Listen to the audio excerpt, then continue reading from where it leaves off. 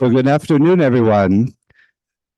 It's good to see you all here, both those who are here in person and our friends on Zoom. I want to welcome everyone to this MOSAIC program, our book talk on the book Speaking Yiddish to Chickens. And first, I want to say thank you to the Jewish Federation of Prince and Mercer Bucks for sponsoring our MOSAIC programs and helping us to bring events like this. The MOSAIC program is a center for arts, culture, and ideas, and we bring music and interesting historical topics, culture, and all kinds of other wonderful events to our community.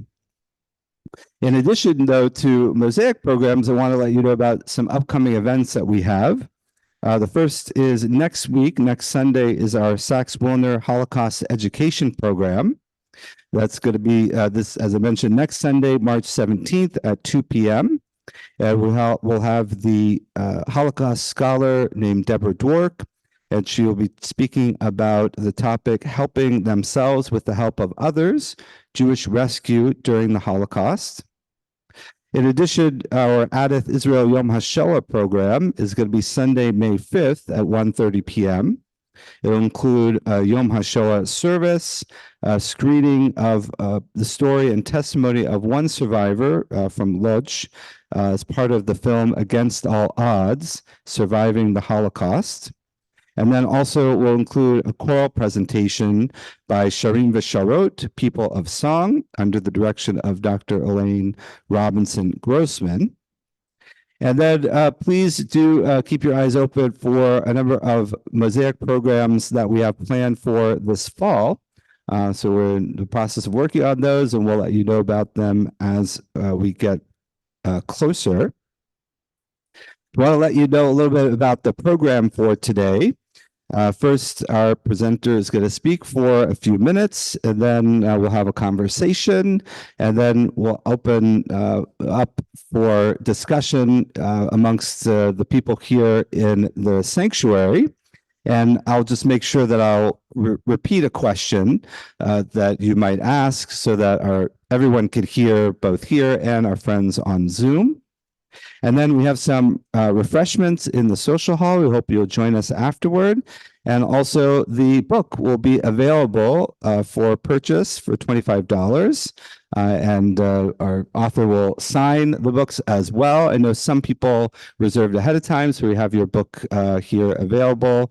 But even if you didn't sign up, if you didn't reserve a book, we do have a limited number that are available. So hopefully you can purchase one. So it's our pleasure to welcome today Seth Stern, who is a legal journalist and editor at Bloomberg Industry Group. He previously reported for Bloomberg News, Congressional Quarterly, and the Christian Science Monitor. He co-authored Justice Brennan, Liberal Champion, which came out in 2010. He's a graduate of Harvard Law School, the Harvard Kennedy School, and Cornell University. So please join me in welcoming Seth Stern.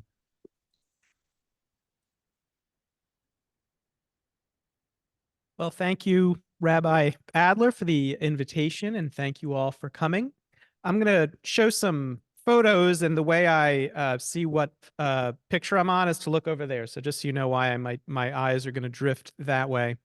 Let me start just by explaining the origins of this book, which date back 25 years ago. I started interviewing my grandmother over lunch while I was home on Long Island, studying for my first semester of law school finals. And I started asking her about each part of her life, growing up in Lublin, Poland, hiding in an underground dugout with my grandfather in a Polish forest during the war, and then coming to the United States after the war as refugees.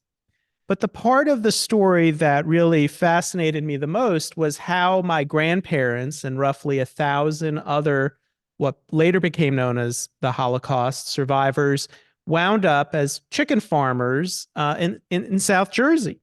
And this is a personal story for me, and you can see in this photo.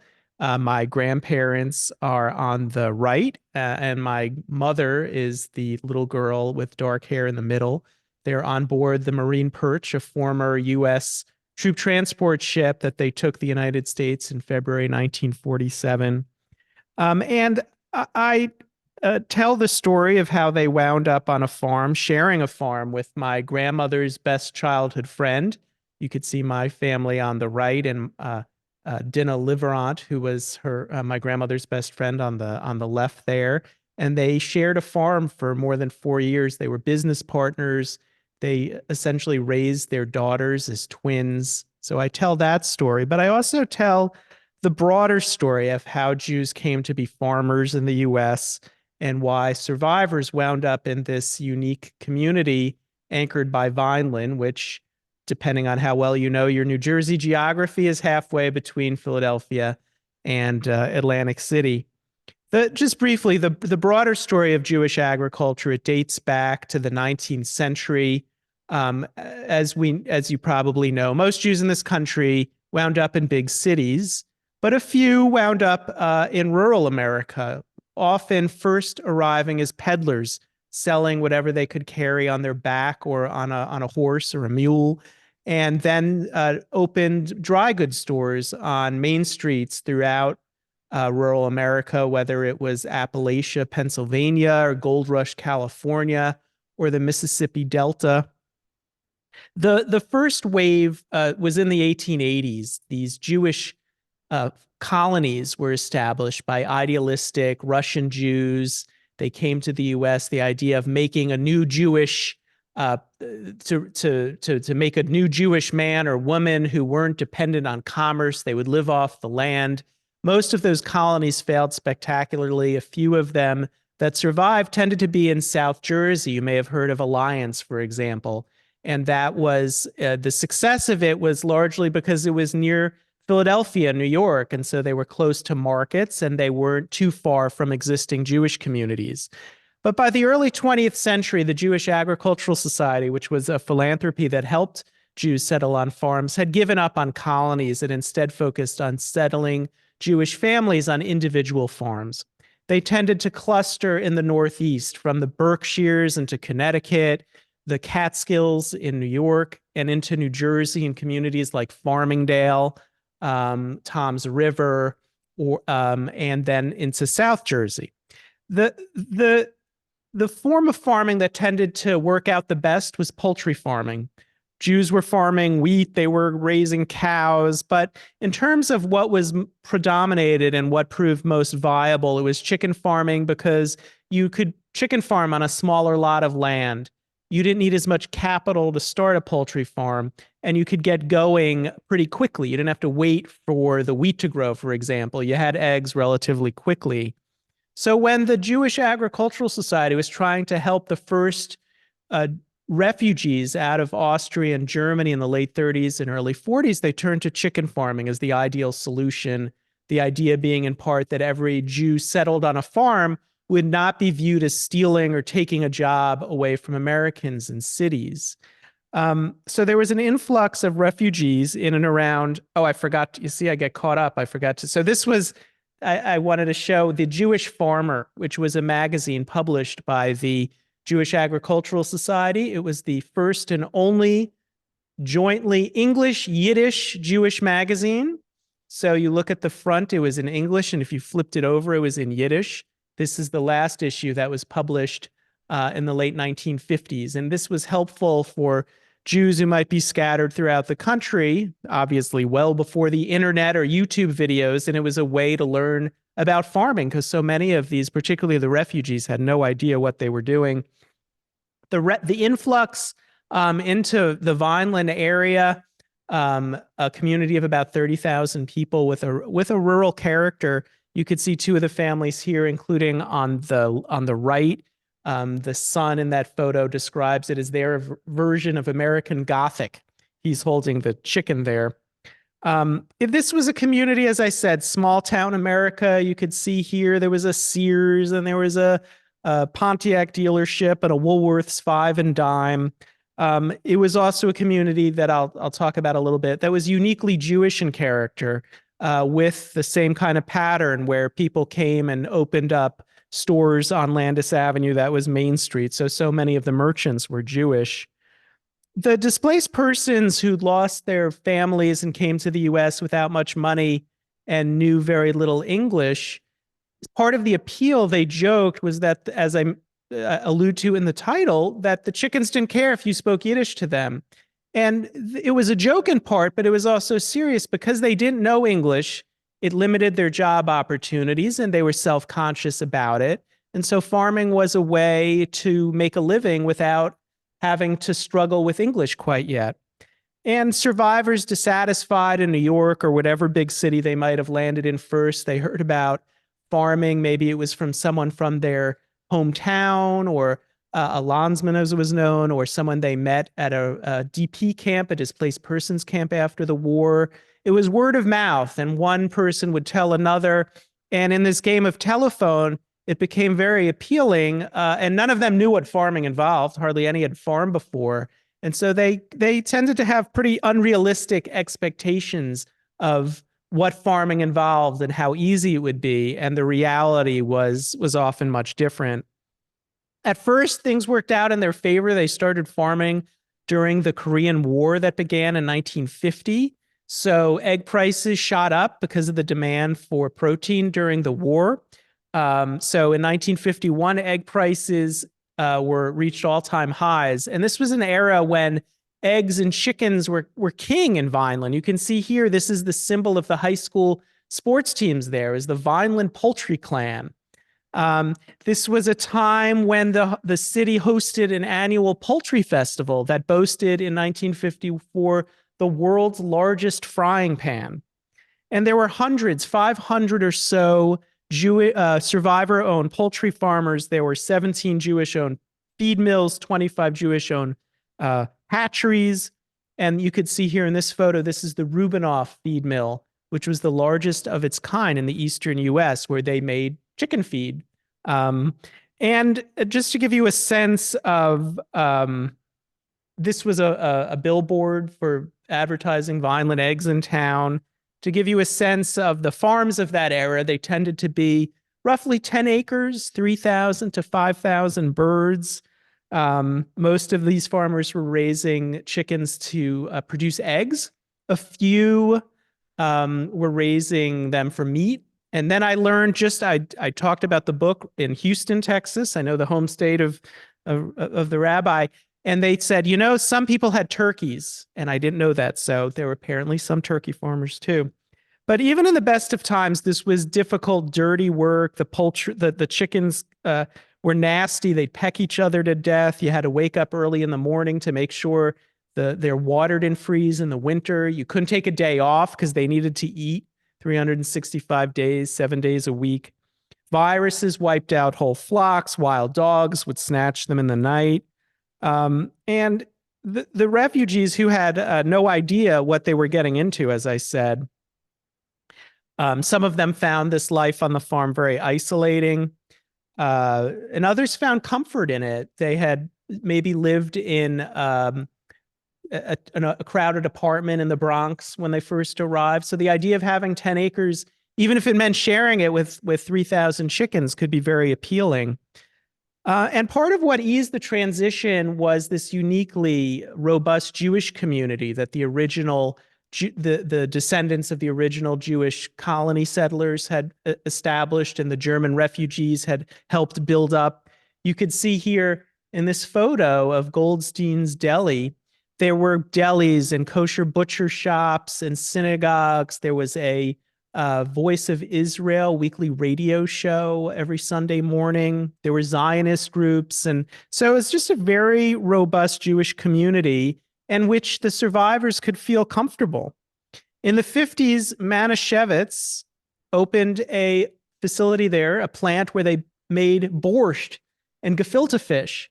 And they boasted of the fact, this is an ad that appeared in Jewish papers throughout the US in the mid-50s. They boasted of that their gefilte fish was made with the Vineland eggs, which I guess was a selling point. So they were selling the fact that these were Vineland eggs, even though no one outside of South Jersey knew the story of the survivors who were producing most of those eggs at the time. The survivors enriched the Jewish community. They built stiebels or small shuls, often with their own hands, within walking distance of their farms. This is the one with the name Surviving Remnant on the same block as my grandparents' farm. Someone mentioned, just coincidentally, when that stiebel closed, the bima and other elements of that shul wound up in a Jewish day school in Yardley, Pennsylvania. So it's just a nice connection. I think someone mentioned their a child had gone there. This is a favorite picture of mine when the shul or the stiebel opened, the Torah being delivered, and they had a celebration outside, and my grandfather is one of the people there holding up the staff. I have a couple more minutes, okay. The survivors created what was called the Jewish Poultry Farmers Association. It was a Landsmannschaft, combination mutual aid society and social club. You could see here the bond survivors contributed money to fund this mutual aid, a pool of money when the farmers had hard times and needed a non-interest loan. The Farbond, as they called it, which was Yiddish for association, hosted dinner dances and stars of the Yiddish stage. These were comedians and poets, journalists, who often themselves were refugees and displaced persons and would perform wherever the scattered remnants of Eastern European Jewry had settled in the US or even Argentina. So they would come to the high school in Vineland, New Jersey, which was the only venue large enough to host a few hundred people, and perform there to sold out crowds. The dynamics within the Jewish community, and maybe we could talk a little bit about that in our exchange, were complicated. They felt the survivors unwelcome at first, and it's difficult so many decades later to tease that out, but maybe we could talk a little bit about that. Many of the survivors had, and this is I should have said the survivors also commemorated what became known as the Holocaust. This is a flyer from the program at the local synagogue in 1961.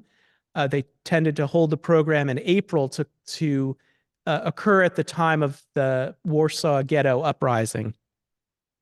The survivors varied whether they had warm memories of living in Vineland or hated every minute. Some, it represented a real fall in their station from where they might have considered themselves back home in Eastern Europe of a higher sort of social class, and now suddenly they're reduced to being chicken farmers. The children, though, almost, I don't want to say every child, but mostly had very warm memories, somewhat idyllic. You could see in this photo, it's my mom, a picture she has still on her shelf at home holding a little chick. There was a brief period when the chicks were born that they were very cute, and then they quickly turned very nasty. But for that brief time, you could see here she's holding one of those chicks in her hand.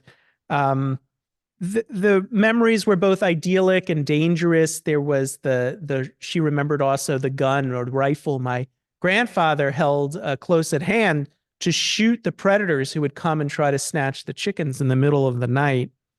On the one hand, the survivors' lives were somewhat cloistered, doing Jewish Poultry Farmers Association, Hanukkah, Purim, and you could see in this photo a Lag BaOmer party, socializing with other survivor families in Yiddish, Polish, Hungarian, or whatever language they might have been most comfortable in.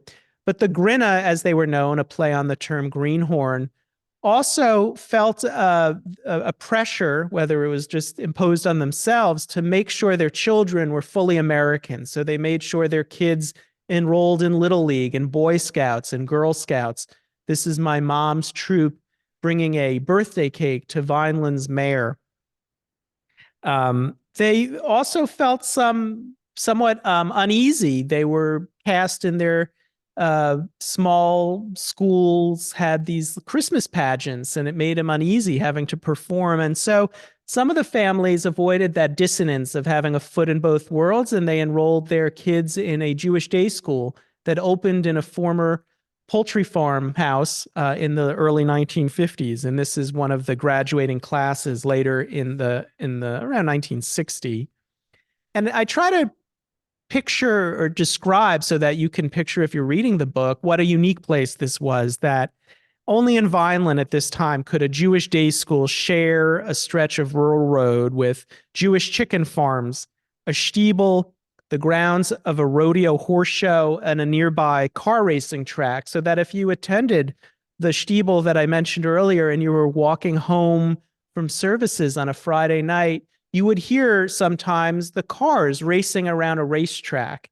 It really was a very unique place in rural America.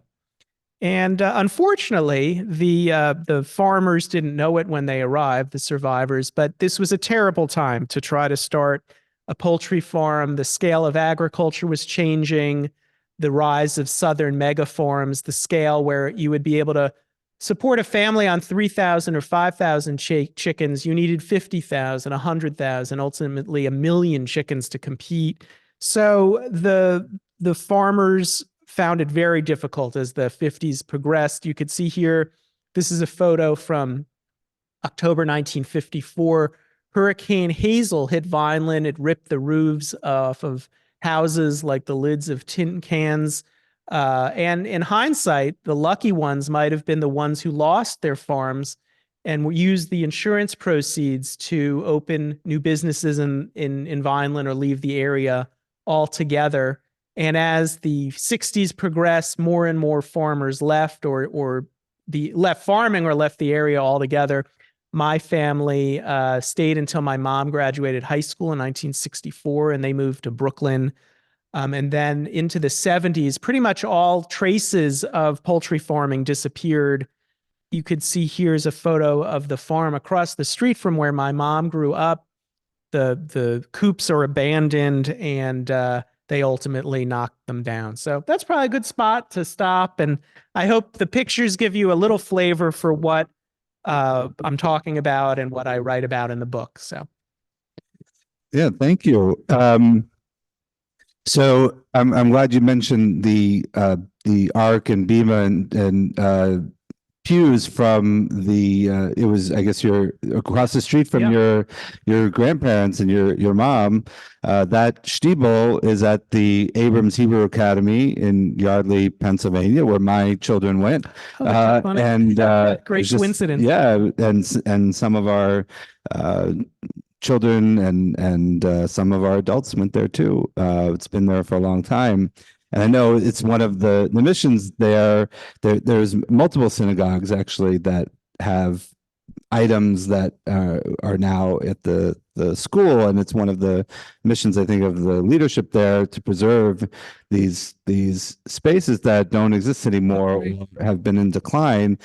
And in many ways, the story that you write about is somewhat about decline of a Jewish community. I mean, I guess the rise in some ways, but a very short period of good times and a lot of decline.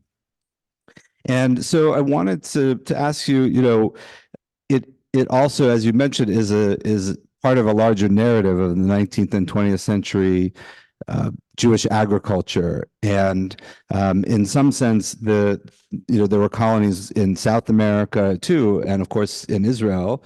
Most people know about kibbutzim and moshavim, but the survivors really seem to come at the end of this experience. When there wasn't really a future, which of course they didn't know because they didn't have a crystal ball. But how do you think their story fits into that larger picture and that story? Well, I think you're absolutely right. It is part of the story, the larger story of Jewish agriculture around the world and in the United States. Putting aside Israel, which is a somewhat different story, and that continued to develop in the decades after. But I mean, I think that you have to view in some ways Jewish agriculture as transitional, a way to resettle communities in Eastern Europe or later in Germany and elsewhere where people were no longer safe.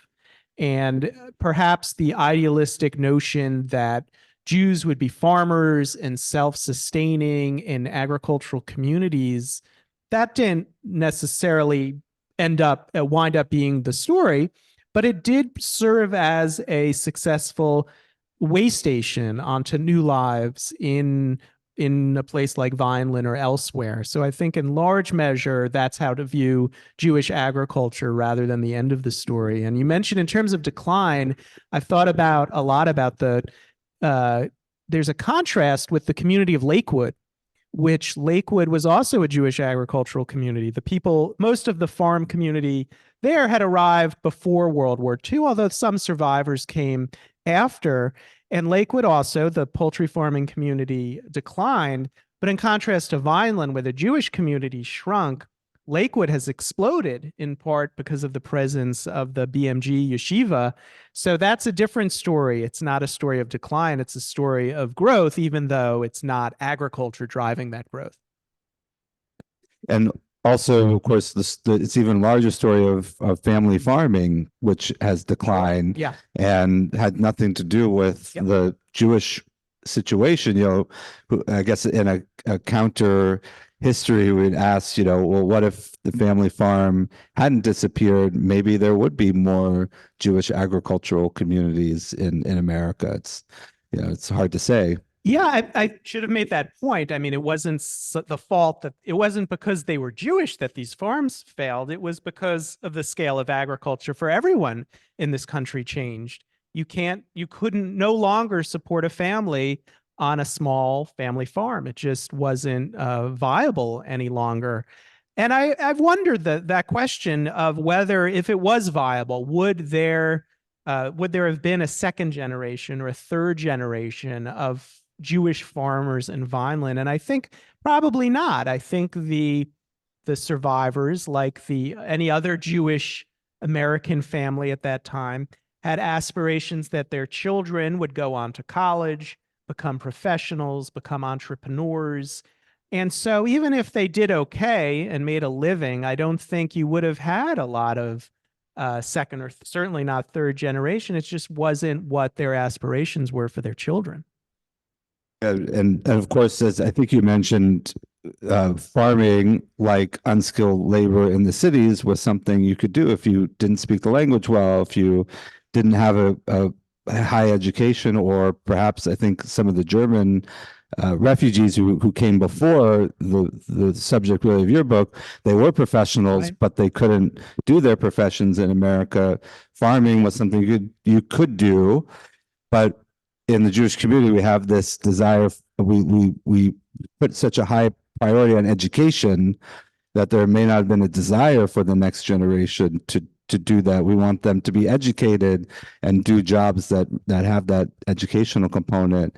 And I know even today, I was reading an article a couple of years ago about that there are very few second generation Chinese immigrants, families who want to do Chinese restaurants, Asian restaurants, and so they're closing all over the country because they're also becoming professionals and they don't want to do. So it's kind of a universal story, really, of how one makes it in America, right? In that sense. So in some ways, this story of decline does have a dark side, and I think what's really compelling about your book is that you don't shy away from the dark side of these stories. There's the intercommunal conflicts, there's the dysfunctional families, there's the pain and the trauma of surviving the Holocaust, there's class issues, there's racism. So maybe you could talk a little bit about how you approach that in the telling the story. Sure. I mean, a couple dimensions there. We were talking before when I got here. One thing that I think I was somewhat aware before I started this, but I think I became more aware as I went along, is there's a tendency perhaps when we talk about Holocaust survivors to view them as a monolith, that they were all ruined and broken, or they were all a story in triumph, overcoming adversity. And I don't think that's true. It's more of a spectrum. It's a range of experience in terms of how much material success they had. My grandparents didn't have much luck as farmers. They didn't do very well as small business people in Brooklyn. Other survivors became tremendously successful. They left farming and became successful real estate developers and hotel and motel owners. And The same holds true in terms of how well they coped with the trauma they had experienced during the war. And there was great variety in terms of their religious observance after the war, whether they'd become disillusioned due to their experience. And then others, I recount the story of one survivor who lost his whole family, but went back and dug up the Torah he had buried in a forest to bring to the United States, and how important it was for him to hold services on his farm. So there's just this huge range, and I hope that comes across in the book. And there's also, as you mentioned, a real range in terms of the dynamics within the Jewish community among those earlier generations, the Russian Jews and then the German Jews, how welcoming the survivors felt. And what explains it? Was it their own insecurities?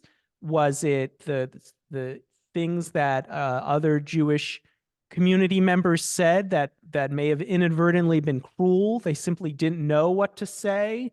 They had no idea of what these survivors had experienced, and they might have said things like, "I thought only people who did something wrong wound up in prisons," and just made the survivors feel unwelcome or feel like they were judged as broken or damaged. And so they tended to keep to themselves. That was also true of the earlier German refugees. They had their own social club. They had their own Stiebels where they prayed in German. So some of it was simply comfort, and all of these communities tended to stick to their own. And that broke down over time, over succeeding decades, but initially there was that tendency to keep to themselves. And the dynamics in Vineland were no different than in a place like New York City, where the earlier German Jews looked down on the Eastern European Jews that came later. And in Vineland, it was the opposite. So it seemed my conclusion, whoever gets to a place first gets to look down on whoever follows them. Not that that's right, but that tends to be the pattern. So immigration is obviously an important part of the story, and we're struggling with that topic in America today. And I found reading the book that there were a lot of resonances today, particularly the idea of, where does someone settle? Do they go to the big cities or rural places? I mean, we have today migrants being put on buses to big cities. We don't want them, and then the big cities struggling to figure out what to do. It seemed like a very similar idea back in the 40s and 50s when these refugees were coming. And of course, that push and pull too of wanting to finding comfort in a community where there's already people that talk like you and have your culture, but then also wanting to go out on your own. So do you think that there are maybe some lessons that we can learn from the story of these survivors for our current political situation? Well, there's certainly parallels. And as I was working on the book and then started writing the book, you had the concerns about, for instance, Syrian refugees, and how there were fears about extremists and what they might do if they came here. And to me, it sounded just like how many politicians talked about the displaced persons in the late 1940s. There was a fear that they were communist subversives, that they would come to this country and undermine democracy or do the bidding of the Soviet Union.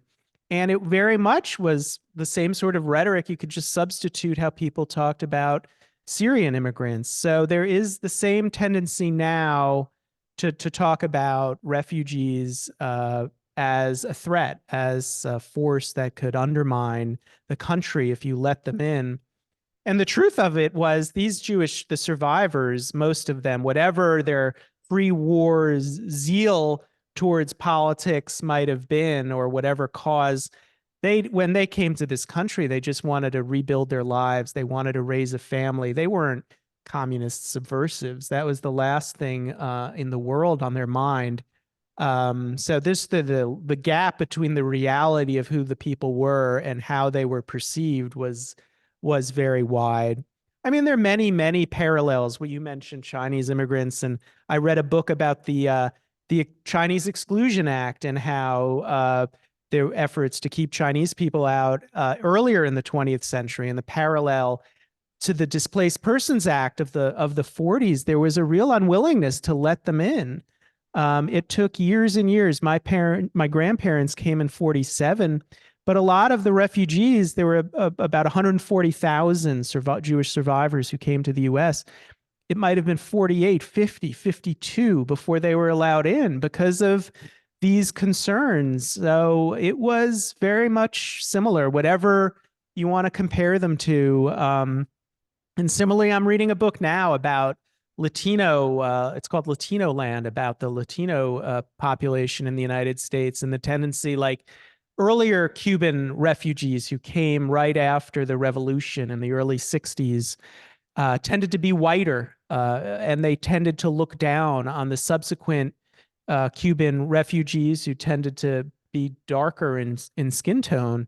And you could see a parallel to what was going on in Vineland among the earlier arrivals, looking down on those who followed. So a lot of parallels.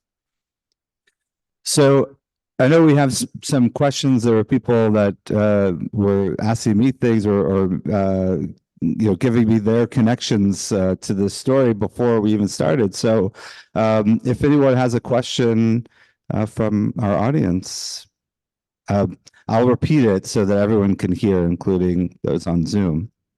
Yeah, Sherry.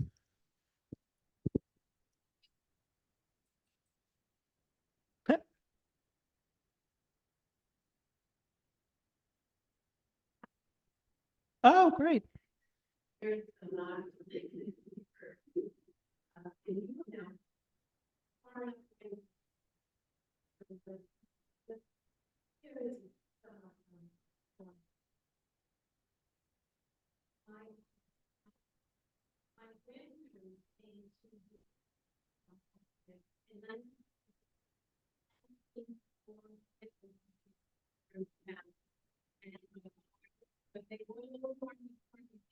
Mm-hmm.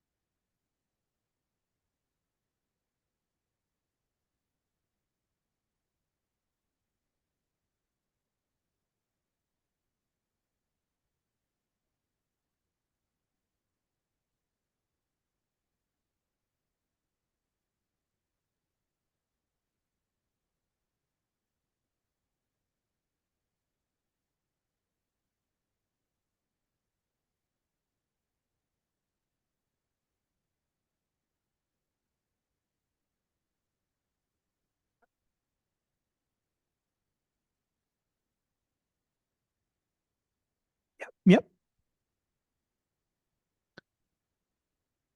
Yeah.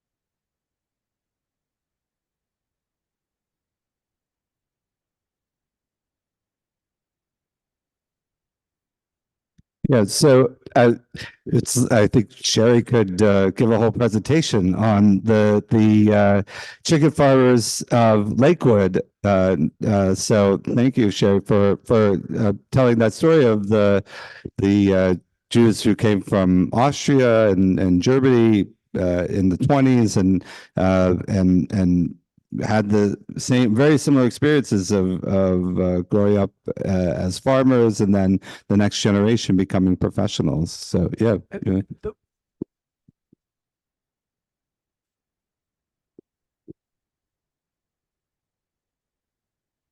If you're gonna sing, you gotta come up here. Okay.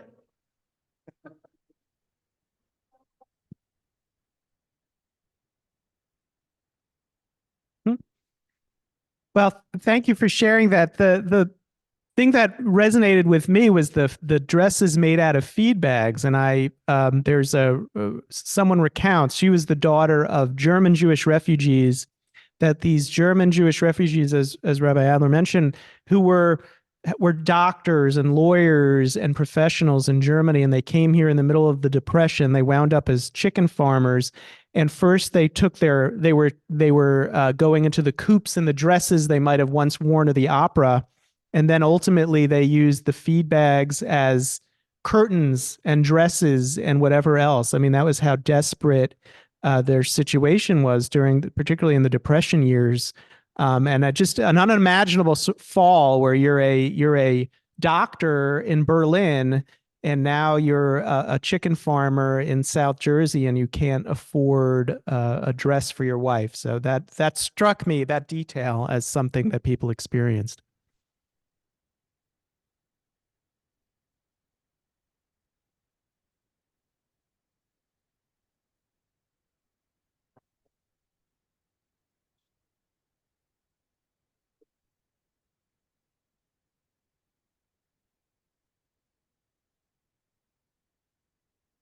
So let me just repeat it. Are there any Jewish chicken farmers still left who will pass down to the next generation? In South Jersey, really not. I mean, there might be a couple people with chicken farms, small numbers, and people in the last decade or two, hipster farmers who have a dozen chickens and raise eggs, but there's no one doing commercial of these farmers left. There are some elsewhere, closer maybe to Tom's River or Farmingdale and Lakewood. There are a few. I don't want to say there are none left in the state of New Jersey, but in South Jersey, pretty much it's all gone. And no one, given the land in this state, there are much more valuable uses to land than using it for a million chickens.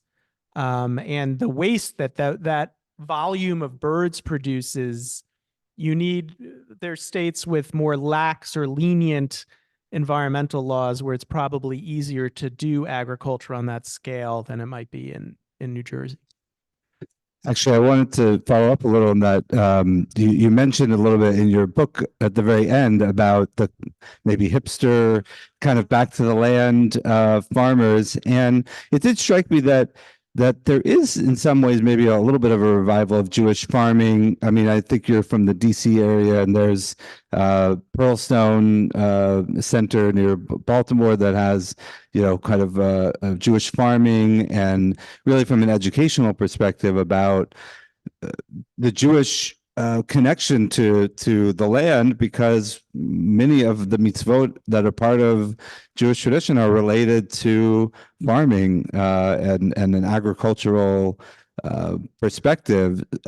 So, and then there's some urban farming kind of initiatives. So, do you think that there's maybe kind of a future, obviously not on the industrial scale, but maybe in a different way? Yeah, absolutely. And you see that on Facebook, I follow a Yiddish farming network, Jewish farming network, and and that continued in Vermont. A lot of this was sort of a countercultural movement where you had Jewish farmers in Vermont, and there are a lot of, I don't want to say a lot, but there are a network of mostly organic. And so they tend to be more toward that scale of agriculture than mass industrial farming. But yes, there are Jewish farmers of younger generations who continue to do it. It's tough. One of them is in the Vineland area. It's the great grandson of one of the founders of the Alliance era colonies. and trying to make a viable farm on his family's land. And it's just very, very difficult to make that work. But there are people committed to it and are doing it today. And another question that it comes to me is the farmers. I know you said that there was a variance in how religious they were, but did they address the halachic questions, the questions of Jewish law, in their farming? You know, whether to do certain things on Shabbat, or obviously you have to keep the chickens alive and you have to feed them. And did they sort of consult with rabbis, or they just kind of wing it? Pun intended. And figure out how to make it work. That's a good question. There were many farmers, and that's why you had these shtibels. They wouldn't drive to a synagogue on Shabbat, and so they built shtibels within their neighborhood so that they could walk there. There were at least 5 or 6 of those. The question you raise is a different one. The idea that you have to work on Shabbat, the chickens had to eat. I didn't encounter anyone dealing with that dilemma. I think you just had to, they couldn't necessarily afford, some of them had farm hands, and I talk in the book about the tensions that created. So some of them, maybe they relied on farm hands to do the feeding on Shabbat. But for a lot of them, it just wasn't an option. You had to feed the chickens, you had to make a living, and they did what they had to do. Right, absolutely. Are there questions? I think Howard, you had a question here.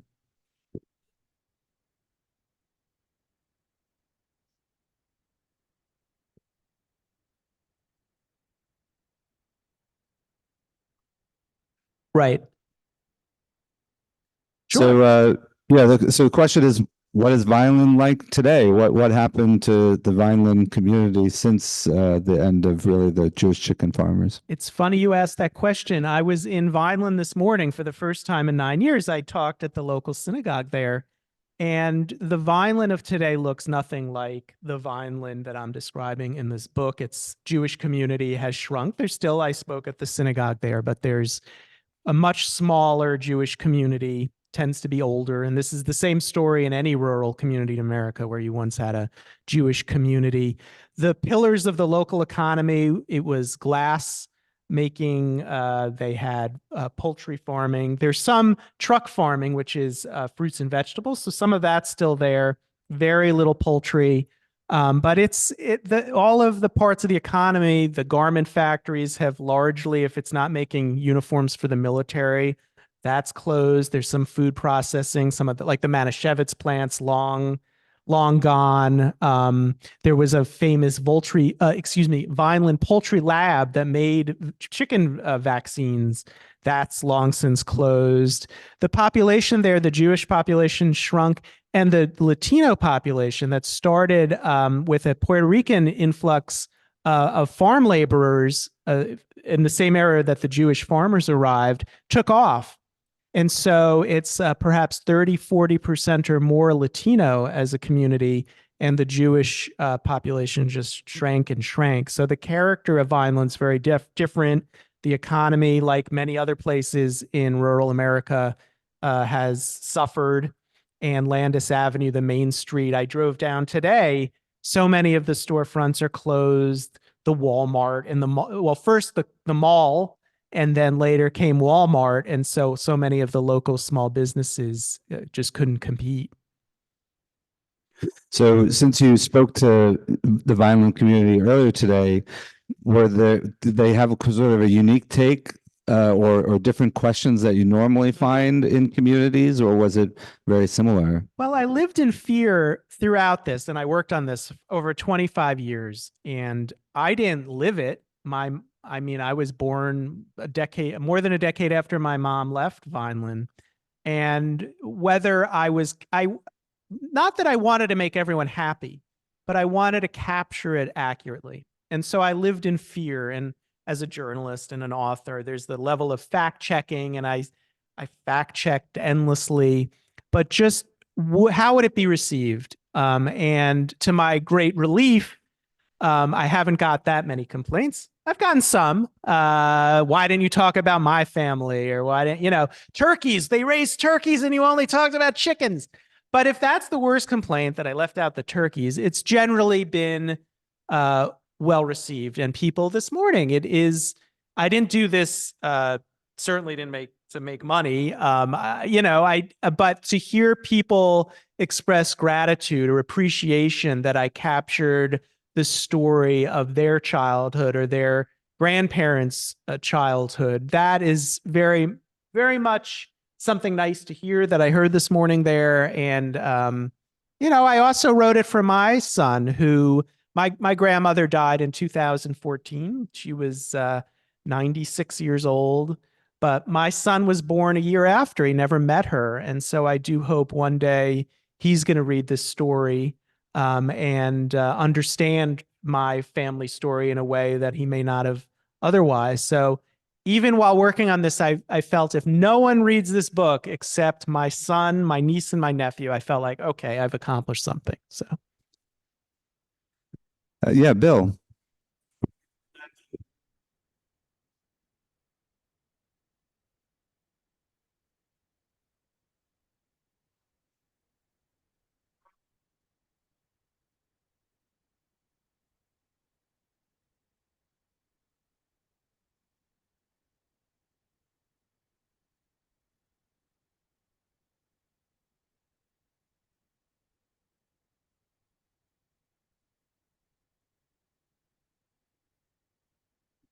well, So, sorry. yeah, let me just repeat it. So the question is, Bill is recounting a story that his grandfather and split it into chicken farms for the refugees. And that's what they were called at the time. When did the change to refer to them as Holocaust survivors, and why the change? And I know you do address it in your book. I think in that era they were known as displaced persons. That was the term that the government used, and they were DP camps where they were living in U.S. and British occupied Germany or elsewhere. So it was DPs. Grinna were the greenhorn, the notion that they were the newcomers, somewhat derogatory, and then they sort of embraced that term. The notion of and refugee, maybe just refugees, but the notion of survivor or Holocaust survivor was one that developed later. It was really in the 70s where that came. Yeah, there wasn't this no self definition as a survivor or Holocaust survivor until decades later. I think in part popular culture. You had things like the miniseries that was on and other I describe in the book about the Eichmann trial. You could go through the 60s and 70s and the touchstones of culture that happened where there was that transition. But that's why at the era when they arrived, there wasn't a notion of the Holocaust. There were words in Yiddish. They might have referred to their experience as the war, but that was a cultural invention that came later. And I'll get to your question in a second, but I really hadn't heard the term "grina" used for survivors or refugees. Is it widespread, or really South Jersey or amongst the farmers? I Or? think it was more widespread. I don't want to. There was a term, the Yekas, that the German refugees, and that was somewhat derogatory too. It was their fastidiousness. They were on time and maybe uptight. So there was a somewhat derogatory element to that. So they were typecast as the Yekas, and then the Grinna were the newcomers. I think it was broader than this. Wasn't a South Jersey thing, but they embraced it. It was a way of taking a term that might have been meant as derogatory and turning it around. Right, in the same way that Yuccas also embrace that too. Yeah, Abe.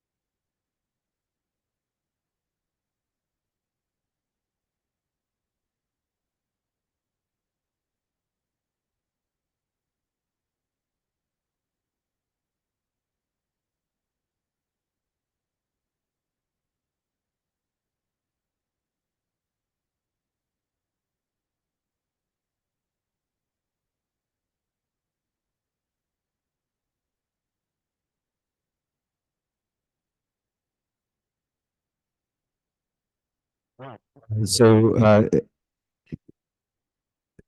Abe is telling the story of one of our members who was a South Jersey chicken farmer and part of the Grina, and eventually became somebody who built chicken coops, and then sold his business, the farm, and eventually got into other businesses, construction, and it's been very generous to our community, and it's a way, for us to have that connection to this story.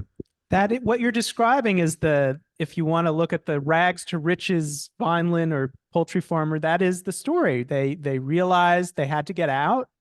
They timed it right, so they weren't there at the bitter end and went into another business. Often it was motels, hotels, construction, real estate, and some of them just did fabulously well and are just great stories of success. And like I said, my grandparents didn't time it well. My grandfather was sort of an optimist, and it served him well during the war. You're sitting in a dugout in the forest, and you need a great deal of optimism to believe that you're going to survive that situation. But that same optimism might not work out so great if you're sitting on a farm in a failing and not realizing, hey, I need to get out. And so they stayed too long, whether because they wanted my mom to graduate high school. And by the time they left, no one wanted to buy the farms. So many of the farmers at that time went bankrupt. They had big mortgages. No one wanted to buy the farm. A lot of them wound up bankrupt. So again, it's the different trajectories. So I just got a text from my mother-in-law who's watching on Zoom, who tells me that her grandparents were also used greens or greenhorns, greenest. So she's fact-checking me in live in real time. And that was in Wisconsin. Okay. So okay. yes. Glad to hear it. Yeah, David.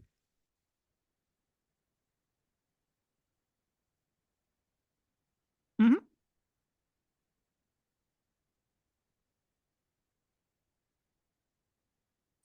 The question is the publications that I think is a Jewish Farmer, and maybe there were others. Were they local to South Jersey, or were they national, or maybe even international publications? Two publications to note. One was the Jewish Farmer, which I showed on the screen, and that any Jewish farmer in America would have gotten in the mail if they wanted it.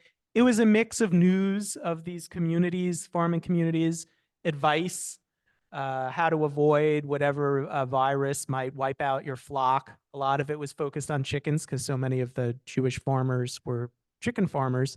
There was also a publication called The Poultryman, which was a trade newspaper based in Vineland, and that focused on the poultry business, and that was national. So people subscribed to it throughout the U.S., but it was published in Vineland.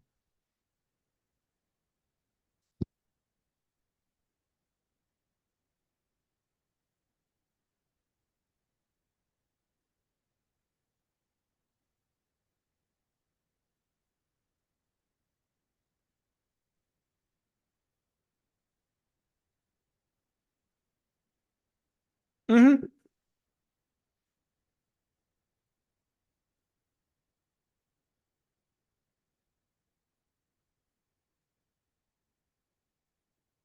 Yeah, so David's asking about the Jewish farmers all the way up to 2010 in more central Jersey, Route 31, Flemington, Clinton, and north. So well, I focus on South Jersey twofold. That's where my family settled, but it was, in looking at the records of the Jewish Agricultural Society, it was the place where there was the largest concentration anywhere in the country of Holocaust survivor farmers. That's not to say there weren't other Jewish farming communities and Jewish survivors settled from, like you said, there were Jewish farmers throughout New Jersey. There were Jewish farmers, chicken farmers in California. So the Jewish agricultural story is much broader. I don't want anyone to walk away thinking this was the only place in America Jews were farming. But the Jewish Holocaust survivor story there was a density and a concentration of them in South Jersey like nowhere else in the country. Yeah, Sherry.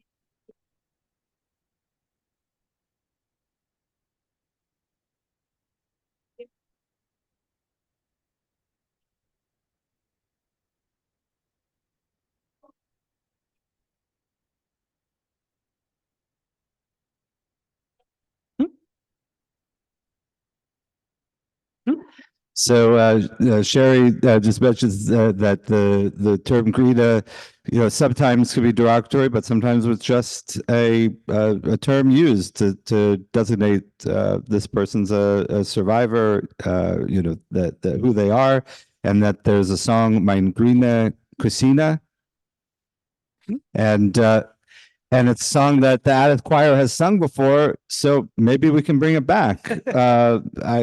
We got to put in a request for it. I think that would be great.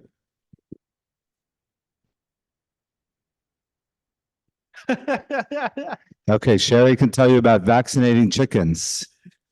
So I don't know. There was the chickens, they got sick easily, and the whole flock could get wiped out because of these viruses. And it was so important to vaccinate the chickens. And you would have crews, which often consisted of teenage boys mostly, would come around, and they had to grab the chicken the right way and get the vaccine into the under here of the chicken. So it was a whole business. There were all of these ancillary businesses surrounding chicken farming. There were the hatcheries that if you wanted to get your chicks from, you didn't want any male chicks because they didn't lay eggs and they were just cost. So you only wanted female chicks.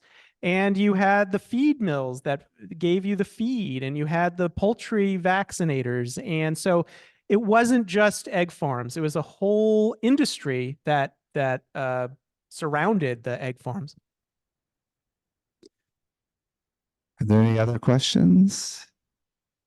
You've heard more than you ever wanted to know about chickens. So we're going to wrap up, and there is some refreshments in the social hall.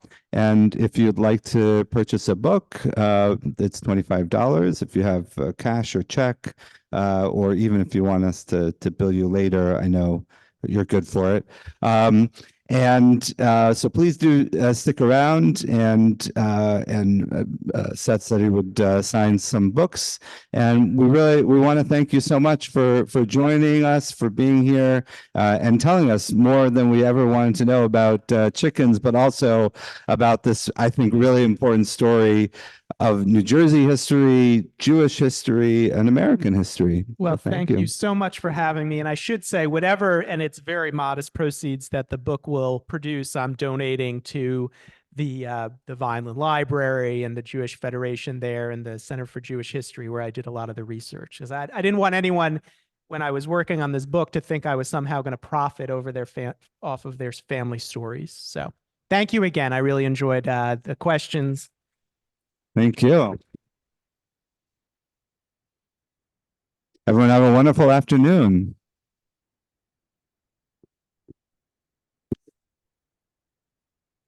That was great. I like the real-time fact check.